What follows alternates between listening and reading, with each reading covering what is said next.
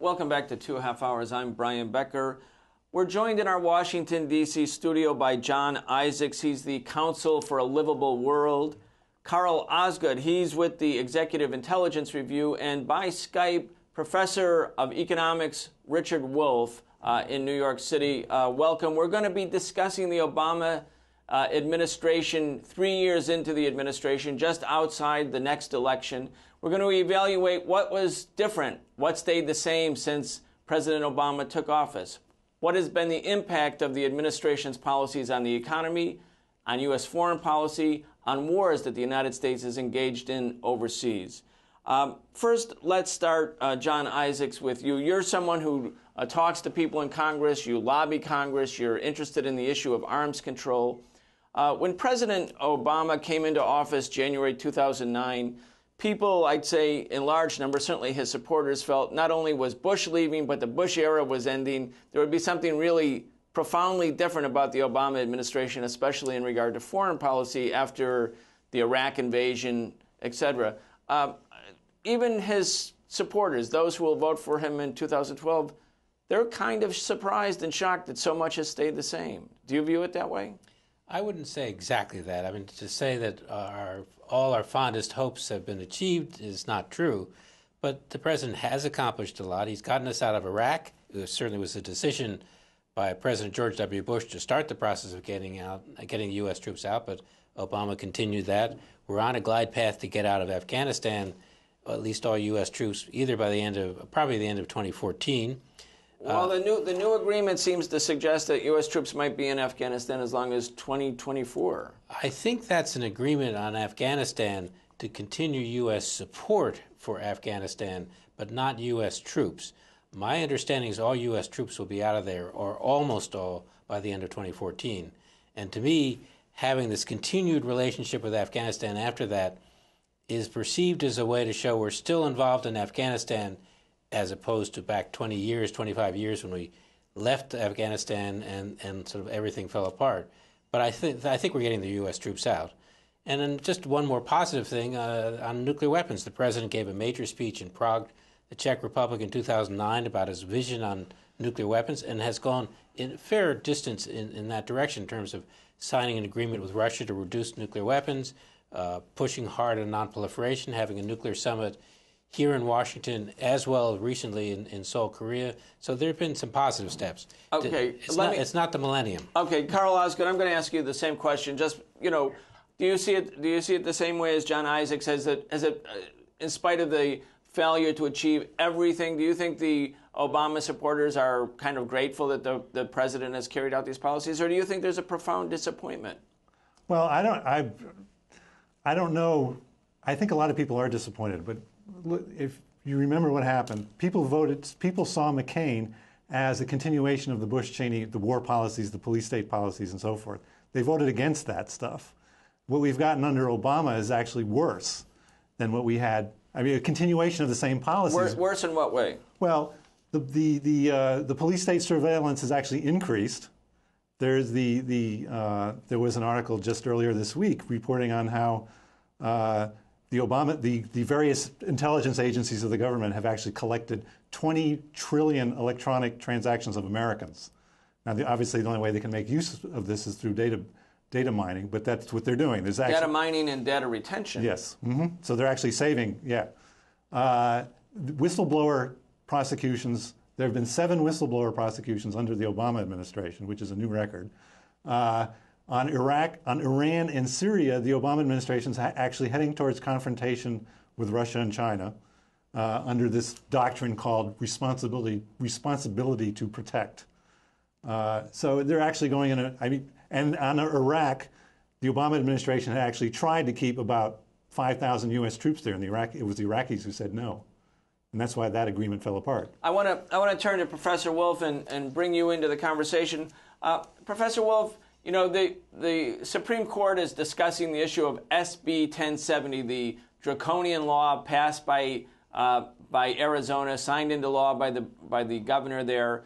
The U.S. government under Obama has challenged the legality of SB 1070 in the sense that it preempts federal government from carrying out its own immigration policy and resorts to states and local law enforcement doing that. But under President Obama, more people were deported last year, way more, than during any time during the Bush administration. How do you explain this, again, in the context of the hoped for change by Obama supporters in 2009? Well, I'm a professional economist, so I look at this through the lens of the economic situation and the government's economic policies.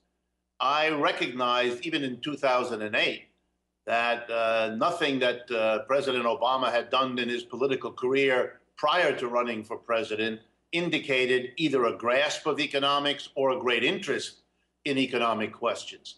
When he was then elected and decided to keep the basic same people who have been running American economic policy, Mr. Geithner, Larry Summers, and so on, people whose careers we all know, or at least those of us that are economists follow, we very quickly understood that no major change was in the offing. And I think that at that moment, those of us who were concerned that the United States was running an unemployment rate of 9 to 10%, and that would be a staggering undermining of economic well-being and economic progress, understood that the president might really do something about it. He has failed. Our unemployment today is barely under what it was back then. Before the crisis hit, we had roughly 5%.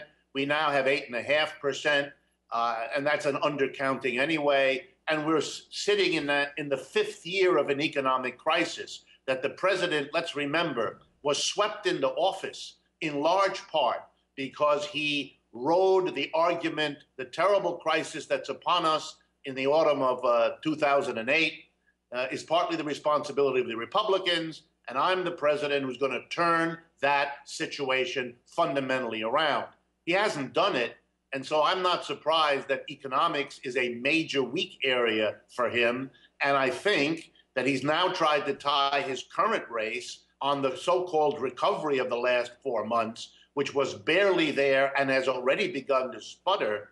And I seriously wonder whether if we have another economic downturn over the next few months, we will not see a Mr. Obama succumbing to the Republicans doing to him what he successfully did to them 4 years ago. Let me ask you, Professor Wolff, as an economist, you look at the unemployment rates. I think people in the United States, and certainly people around the world, are somewhat confused by unemployment statistics in the United States. If you stop looking for work because you've lost hope that you can find a job, you're no longer counted as unemployed. If you go next door and down the street and mow your neighbor's lawn for a couple dollars, you've entered the employment statistics, as far as I understand. Isn't the real number of unemployed people somewhere above 30 million people? Isn't the real rate closer to 20% if you include the severely underemployed? There's no question that that's the case. It has even been recognized by the statisticians in the Bureau of Labor Statistics and the other government agencies that monitor and measure unemployment. So they actually issue, if you read the documents, which not that many people do, and still fewer members of the media do, if you read the documents, you'll see that they have a whole host of unemployment statistics. The one that most of us use, left, right, and center politically, is something called U-6. And what it measures is the number of people looking for work and not finding it. That's roughly 8.3, 8.4% now. Then the number of people that are considered marginal, that have given up looking and tell the government that, which is really only a part of those who've done it but haven't told the government. And the third group that's counted in U6 are the people who want a full-time job but cannot find it and therefore are required to live with a part-time job. If you put all them together, the unemployment rate is roughly 15 to 16%. And if you adjust for what's not counted, you get close to the 25 to 30 million Americans who are basically either not working or working way below the level of work they need and want for the income they require. Okay, well, thank you very much for that breakdown. John Isaacs, I want to turn to you and sort of combine the issue of domestic politics and the domestic economic situation as it affects the unemployed in particular, because that will be a dominant sort of issue in the election. At the same time, we have a crisis of the unemployed. When you look at defense spending, when you look at the amount spent on nuclear weapons, on the amount spent on new generations of conventional weapons, on these 700, 800, 900 U.S. military bases around the world, that number just keeps going up and up and up. Even though it may have slowed in terms of the rate of growth, it still goes up. You look at the military situation. Is the military-industrial complex dominating? Is it dictating President Obama's agenda? The short answer to that is no. And I want to go back a little bit if I could. You can focus on the negative, as Professor Wolff did, but have to remember where we were in 2008, 2009. The United States was very close to, on the verge of a depression, or close to a depression. Certainly the worst economic crisis since the depression back in 1928. What the Obama administration has had some success in preventing us from falling off the cliff, which clearly could have happened. He helped to save the auto industry, which could have almost totally been decimated by the problems around the country. There was a banking freeze, essentially. Banks weren't making loans in 2009 when the president took office. Things still are challenging for sure, and still there are too many unemployed, but we've had, I think it's 41 straight months of growth of jobs, not sufficient because of the high unemployment statistics that the professor's referring to.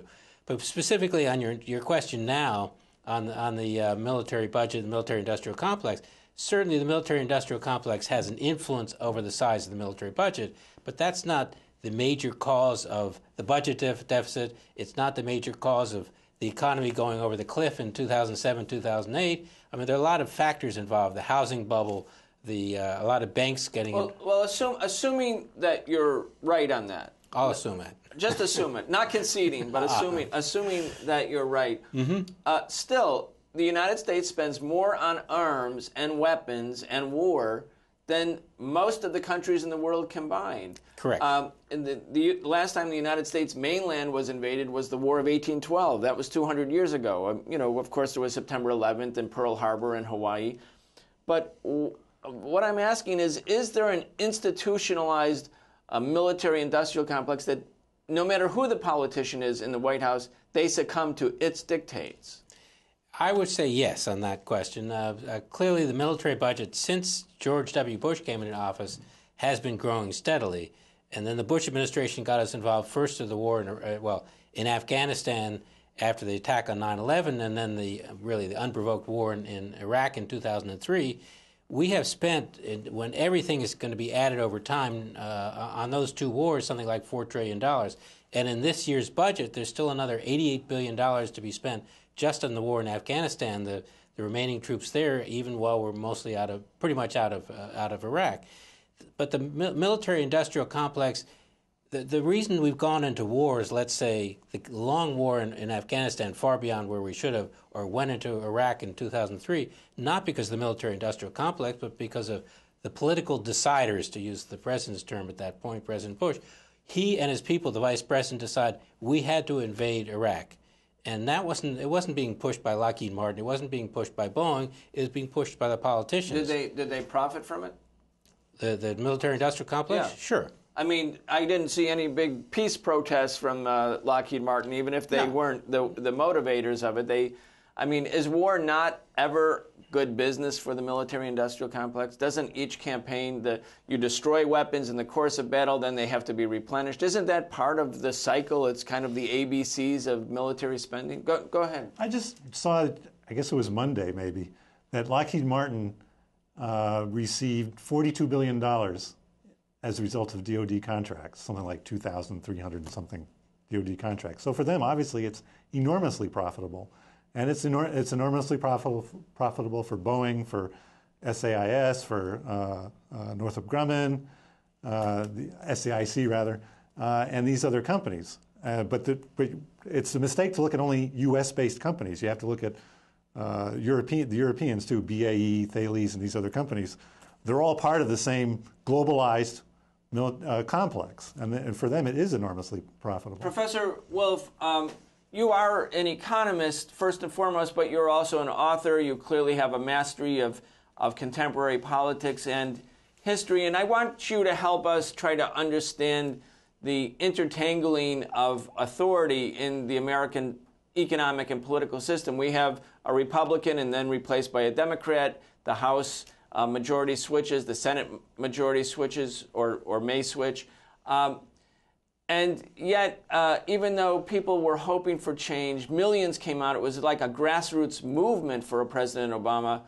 So much seems to be in place as it was under the Bush years, in spite of the fact that they were Republicans, neoconservatives, as John Isaacs was talking about. How does politics work in America? How do the rulers rule here? Well, let me describe how I see it by making a comparison. We have two political parties who, together with the enormous dependence of both parties now on huge amounts of money to run what are effectively expensive media campaigns. So you have a coming together of the contributions, largely from very wealthy people and big corporations, funding the political process, the same corporations either being or owning or making contributions to large media companies. It's all very well tied together. And so most Americans never hear about anything other than what the two major candidates and parties want them to hear, and that is in the end shaped by what those parties depend on. So here's the comparison for your listeners and your viewers to think about. Last Sunday was an election in a country that we're allied with, France. And I want to describe very briefly how differently they run things. First, they had 9 parties competing, and under the laws of France, which are enforced, every party must be given exactly the same amount of time on the national television to make their case about what they think is wrong and what changes should come. Number 2, every one of those parties that is given equal time is not required to pay for any of it, so that they are not underprivileged simply by the fact that they don't have money to compare with the rich parties and their connections with big business. And as a result, the incumbent there, a politician close to the United States, close to Germany, named Sarkozy, was basically defeated on Sunday, and France will soon have a new president who will be the head of the Socialist Party in France. The majority of the people who voted, and by the way, in France, where they allow all these different parties to contend, they had an 80% turnout. I don't think we've had that in the last century in this country. 80% of the people came out, and an overwhelming majority voted for people other than the incumbent president.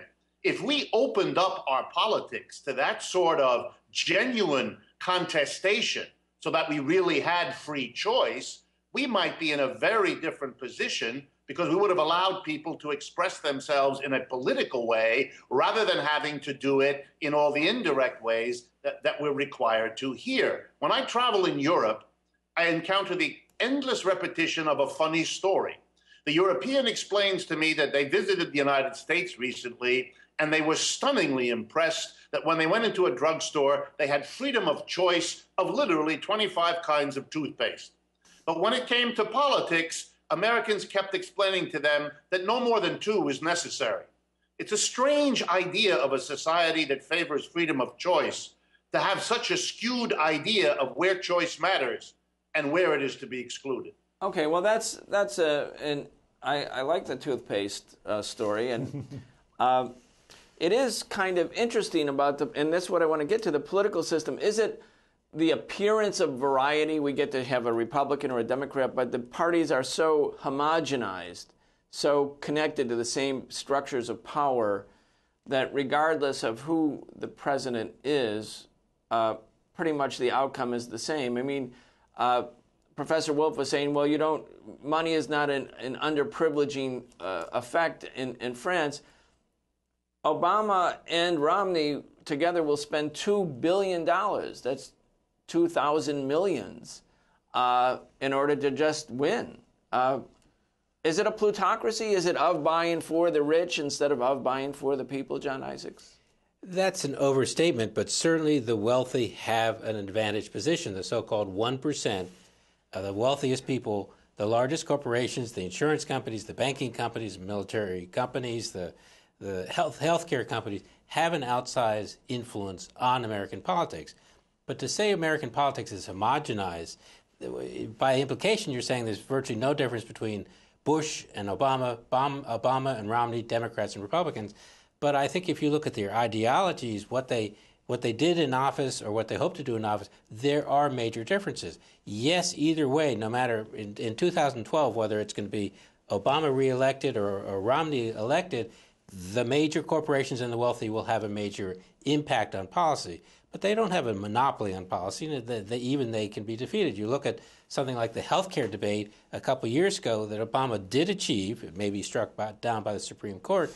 Major parts of the healthcare industry opposed that legislation, and it still passed. And most of the Republican Party opposed. So it's not as if the wealthy always win. They do have a major impact. Well, Carl Osgood, what about that? I mean, the insurance companies certainly don't want single-payer health plan, which would put them out of business. But with the mandate in the Obama healthcare plan, the insurance companies are mandated 50 million plus new consumers who have to buy their product in order to receive health care. In other words, part of the bargain is that they must become customers of these giant profit-making insurance companies who are not in the healthcare business because they care about whether people get better or not. They're doing it to maximize profit. Actually, and a large part of the healthcare industry did support that. United Healthcare, for example, one of the largest in the country, was advocated for that very strongly. But the way it's supposed to be done is that people who can't afford it are going to get subsidized. So it's a giant subsidy for the insurance industry as well. But at the same time, my wife is a nurse in a nursing home, so I know that this is happening. At the same time, payment rates to hospitals and nursing homes and physicians are actually declining, and a lot of people are going out of business because of it. So you might have insurance, but there's no guarantee that there'll be a doctor for you to go to or a hospital to go to. Yeah. Professor Wolff, when you look at the big picture, and I know because I've spoken to you before, you do look at the big picture, you chart tendencies, economic and political tendencies that may come in their wake for decades. The United States, the average wage of working folks, of working families, that's been about the same or gone down over the last 30 or 40 years. The CEO pay, the pay of chief executive officers has gone through the roof. Insurance companies are making huge profits, but 50 million Americans can't go to a doctor when they're sick routinely because they don't have health care insurance. When you see the big picture, do you see something sort of qualitative happening with the United States as a place to live, as a place to do business, as a place where people can raise their children? And does that have an impact on people's interest in politics? Absolutely. I mean, if you take a longer view and you look, for example, at the history of the United States in terms of real wages, that's the amount people get per hour adjusted for the prices that they have to pay, to get a sense of what an hour's worth of labor by an American worker gets him or her in the sense of a bundle of goods. You see something stunning. From the middle of the 19th century all the way up to the 1970s, real wages rose in America decade after decade. For 125 years, we gave, as a capitalist economy, the working class a rising standard of living every decade, even across the 1930s. It's an amazing record. Probably no other capitalist country has been able to do that for its working class. And it developed in Americans the idea that they lived in a charmed country, that God loved us best, and if you work real hard, you'll do well. Your children will do better than you do, your grandchildren still better, and that somehow that's built into the American society through some exceptionalism that no one could ever specify, but kind of everyone understood. Try to imagine with me what happens when all of that stops. That's what happened in the 1970s. Real wages stopped rising the way they had, and they never resumed since in anything like that way. The traumatized American working class responded by doing more hours worth of work and by borrowing more money than any working class had ever borrowed in the history of the world. And so by 2007, you have a working class that's physically exhausted. According to the OECD, Americans do more hours of paid labor per year than any other workers in any other country on this planet. and they're stressed out because their families are falling apart, and they're freaked out by the level of debt they've accumulated, and they know how tenuous it will be for them to ever pay it back. Therefore, our crisis now, in a sense, is a turning point. We postponed the impact of the end of rising wages from the 70s to 2007 by overwork and by debt. We can't work anymore. We can't borrow anymore since we couldn't even sustain what we had accumulated by 2007. So absolutely, we are at a turning point. And let me make a final way of putting that. I spend some time living in New York City with large corporations and their boards of directors. What I hear more and more in the last couple of years is how the United States is a mature economy. Most adult women know that that word, when applied to them, is not a compliment. And it isn't here either. It means that American corporations are seeing their future growth, their future expansion elsewhere, in Europe, in Latin America. Professor Wolff, we're gonna take a short break. Are you able to stay with us for a few minutes after our break? It's about a 15-second break. I wish I could, but I have another radio appointment that I cannot miss. No problem. We want to thank Professor Richard Wolff for joining us. We'll see you next time, Professor Wolff. Thanks again for joining. We're going to take a short break, and then we'll be right back. Thank you for your invitation. Thanks.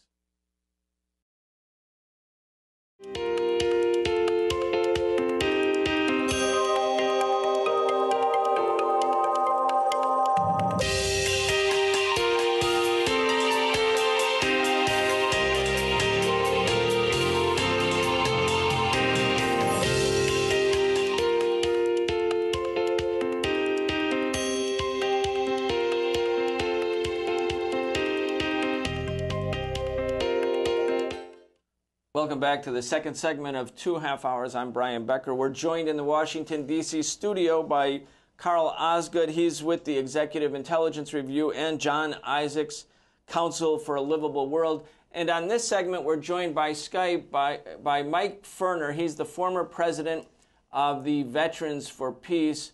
Mike Ferner, welcome. Thank you very much. Mike, since we've talked to the other guests in the first segment, I want to start off with you, if we could.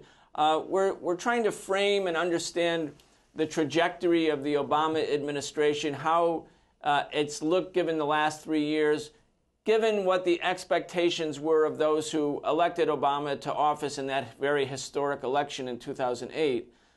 You're someone who's been active in peace causes. You've been to Afghanistan. Clearly, while Obama supporters may have been thinking that peace was coming, the number of troops that Obama sent as part of the U.S. NATO mission to Afghanistan tripled, in fact, since 2009. What's its impact on the people of Afghanistan, and how do you think it's impacting on Obama's core constituents here in the United States?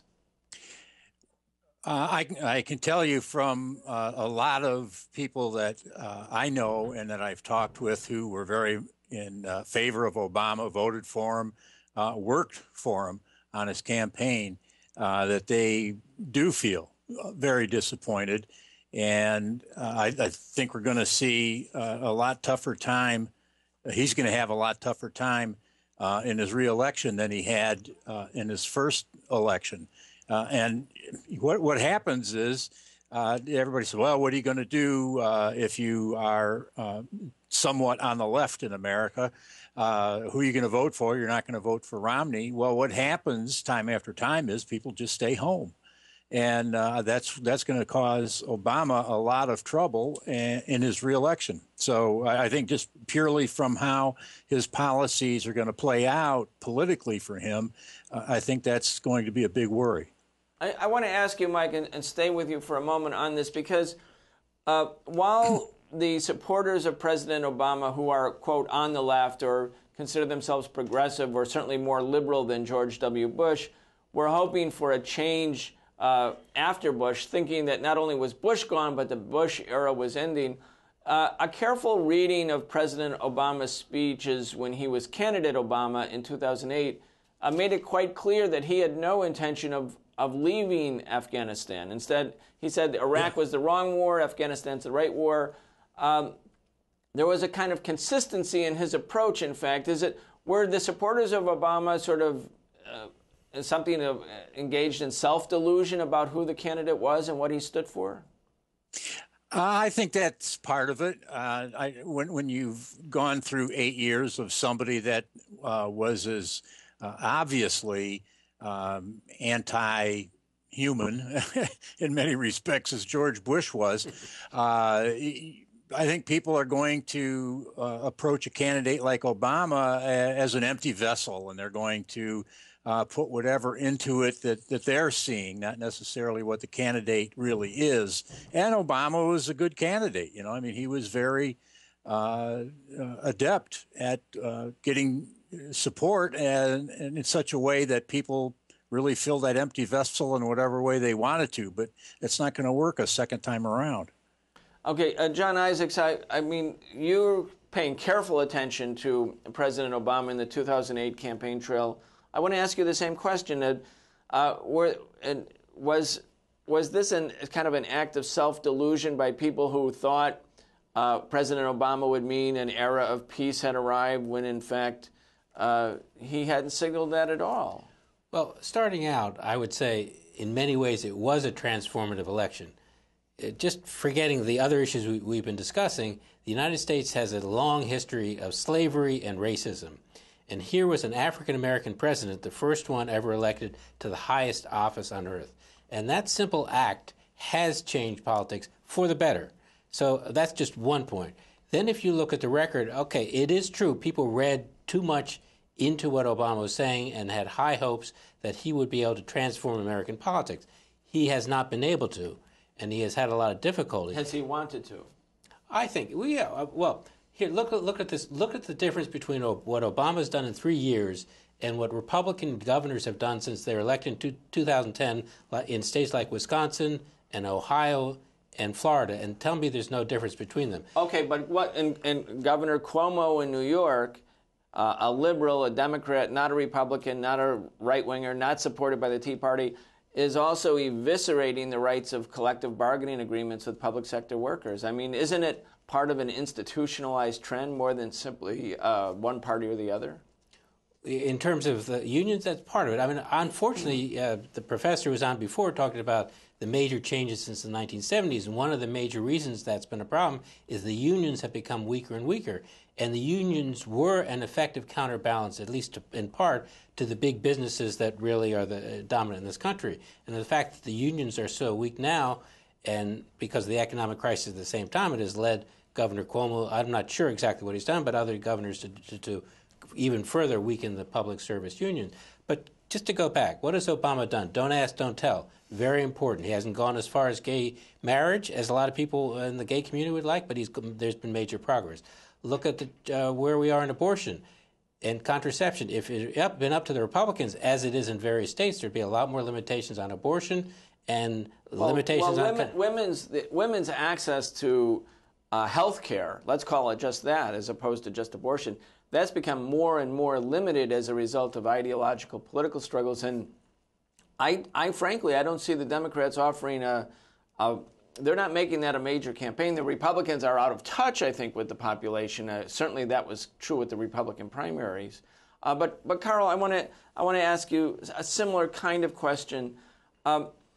Is the kind of populism that we see in election campaigns where all politicians are kind of promising something better, maybe that's not the case with the Republicans this year. Maybe they're just promising an end to programs that are considered dear by sick people and elderly people. But generally, is the election campaign just an exercise in demagoguery and sort of a fake populism, and then when they get into office, it's business as usual? Yeah, I would agree with that characterization largely, because these are the reason why they raise so much money is to have these media-driven campaigns. They don't actually go out and engage with the population, talk about real solutions to the economic crisis.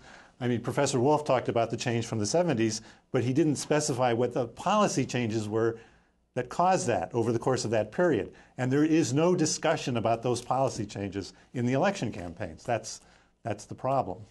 Mike Ferner, one of the things that we know from Obama supporters, many of them, when the campaign was going on in 2008, was that they not only despised George W. Bush, but they thought Bush and Cheney, by having gone to war in Iraq in what's called an unprovoked war, or in common language, a war of aggression, that they should be, in fact, arrested for torture, for what they call enhanced interrogation techniques, surveillance, spying secretly on the American people, or carrying out wars of aggression. And yet, when President Obama came in, he said, "Well, that's the past, and we're not gonna look backward. We're gonna look forward." I think was the kind of euphemistic language.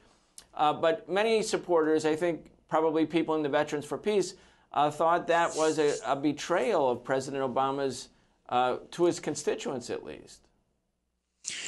Well, it was certainly a change from not only what we hoped we would hear, but what, in fact, in regards to torture and Guantanamo, in fact, a change from what we did hear during Obama's campaign. He definitely backtracked on those issues of torture and Guantanamo and some of the domestic civil liberties surveillance and things of that sort. So, yeah, it was not just that we were hoping he would do one thing, but he actually came out and said he was going to be better on these things. So, you know, the people who really worked hard for him. Now, I'm not talking about the big money contributions, but the people who made his election, who got out and formed that army on the ground all over the country that won him that election. I would be very surprised if it turns out in anything like those numbers again.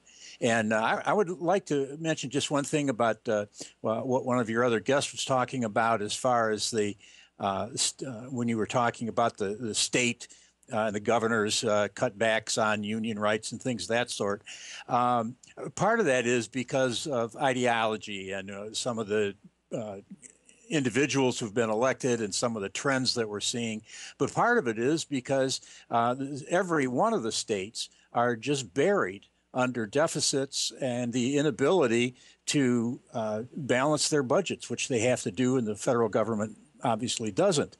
So that pressure is coming down from two main places. It's coming down from the wars and the trillions of dollars that we're spending on that, and it's coming down from the inability or the fact they just don't desire to change the tax laws so that the rich and the corporations pay what they ought to be paying. Now, those two things are what's causing the incredible financial problems that are visited on the states and the cities. And neither of those things are going to be addressed in any serious manner by the Republicans or the Democrats, because the rich folks are calling the tune and paying for these campaigns. And the other thing is, as far as foreign policy, the United States is an empire. And regardless of who's in office, that is not going to change. So the two biggest reasons why states and cities are in such desperate straits and people are being cut off of really necessary programs, those aren't going to change. Tax policy and empire, those are not going to change. And I dare anybody to say that either of those two things we're going to see any different policies in, regardless of who's elected. Okay, I want to ask all three of you to sort of stay in this area of the discussion. And looking back again at the 4 years, when President Obama came in, he introduced a health care reform, his version of it. Now, the Tea Party for him, they were the conservatives, the right wing of the Republican Party. They acted and said, oh, President Obama's a socialist, he's a communist. They held town hall meetings where they overwhelmed congressional supporters of Obama. They even brought guns to some of the town hall meetings. They weren't, arrested for them. That was their Second Amendment right, apparently. In other words, that was a big right-wing kind of semi-populist movement that gained a lot of media attention. Towards the last year, we see the rise of the Occupy movement. On the left, in other words, a movement from below that talks about some of the things that Mike Ferner was talking about: income inequality, the tax rates on the rich going down, the tax burden of the rich and the corporations falling compared to where it was before, and millions of people unemployed, and then fueled by recently graduated college kids, predominantly white, people who would have been assumed to be in the middle class in the past, but who can't find work now and are overloaded with $1 trillion of student debt. how does the Occupy movement on the left or the Tea Party on the right impact, if it does at all, on the coming 2012 general election? John Isaacs. Firstly, just the talk of the Occupy Wall Street movement and the Tea Party movement almost contradicts some of the previous conversation we've had that big business dominates everything. In fact, the Tea Party did have a major impact on American politics, and certainly the 2010 election, where a lot of Tea Party candidates won around the country. And the Occupy Wall Street movement, we'll have to see whether there's a political impact in 2012. These groups have been raising a lot of ideological issues, in fact, issues that go back to the founding of the Republic. How strong or weak a government should we have? Should it be everything be done at the state level or be done at the national level? I mean, these are debates in the drawing of the Constitution, and they're debates today. But I'm saying this shows that there's still a vibrant democracy. It doesn't go the way I'd like to see in many cases, and big business, as I say, does have a major role, but these kinds of populist movements on the left and on the right do have an impact and have changed policy. Okay, Carl Osgood, granted that it's not a deterministic impact of money on all of politics, I certainly wasn't trying to suggest that everything that happens is because big banks and corporations pull strings and these little puppets do it, but kind of the preponderant influence of these financial powerhouses in corporate and Wall Street and the military-industrial complex. I want to ask you the same thing, though. Does the Occupy movement have a genuine impact on, say, President Obama? You can see the president and some of his liberal supporters are adopting the language of the Occupy movement. Our policies are for the 99%. We're against the 1%. The rich are, the bankers are fat cats, et cetera, et cetera. President Obama said about student debt, I'm the president of the United States and I only stopped paying student debt 8 years ago. In other words, is the sort of ruling class party sort of appropriating the language and symbols and icons of what had been a grassroots movement? I think that happens all the time. The proof in the pudding, though, is not in the language that's used, but rather in the policies. In September 2008, Obama actually came off the campaign trail to vote for the Bush administration's bailout of Goldman Sachs and Morgan Stanley and JP Morgan and all the other, Bank of America and so on, and they have continued those policies. So while on the one side, Obama may be saying he's sympathetic to what the Occupy Wall Street is expressing, but on the other hand, he's still bailing out the banks. I mean, the policy of the Treasury and the Fed is to continue to prop up these banks, which are in fact bankrupt. Okay, and Mike Ferner, I want to ask you a same question. Richard Nixon, towards the end of his first term in office, he said, "Power to the people." In other words, a slogan that had been made popular by a mass anti-war movement and the civil rights movement. Are we witnessing the same kind of thing where the Obama administration and the Democratic Party is sort of in an empty way appropriating the slogans of the Occupy movement? And will the Occupy movement and the people who are generating this kind of grassroots dynamic force, will they fight back against that? Well, I agree with what was just said, is that politicians do this on a regular basis. I mean, that's as old as the hills. And just to give one good example of the difference between trying to appropriate symbols and actually doing something of substance. Just on the news today, there was a clip of Obama talking to a student audience and saying that he was going to do everything he could to make student loans more affordable, and they had been made a little bit more affordable in his first term.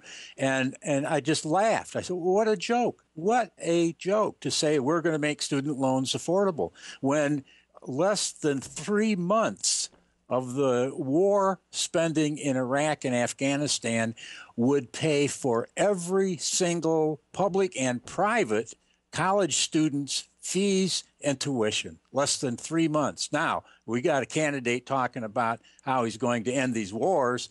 bring the troops home and start putting that kind of money into education, we'd really have something, and that would appeal to the Occupy movement. But at the rate they're going and the rate Obama's going, it's going to be seen as empty words. The people, the organizers behind the Occupy movement, I've talked with many of them. They are an incredibly bright bunch of primarily young people, and they can see right through those kinds of slogans. Well, Mike, I want to stay with you for a moment because of your long time interest, focus, and travel to Afghanistan. The war in Afghanistan costs, I don't know, perhaps $120 billion a year, about 300 plus million a day. The war is very deeply unpopular with the American people. 69%, according to recent polls, think the war is not worth it, and that was the question that was asked. Clearly, the people of Afghanistan probably have mixed views, but a great, huge part of the population doesn't want to have foreign occupiers there. Given the financial crisis, given student debt, given the unpopularity of the war, why wouldn't the president say, okay, in order to play to his base even, I'm going to pull out of Afghanistan. I'm going to just say we're not going to fight endlessly in this country in what appears to be a losing cause at a cost that's bankrupting for many. Why doesn't he do it? Well, I think he's going to try talking to his base. I mean, we're going to see more and more of that as the election gets closer. He's going to do a more and more skillful job of talking to his base and hoping that they interpret it the way that is intended.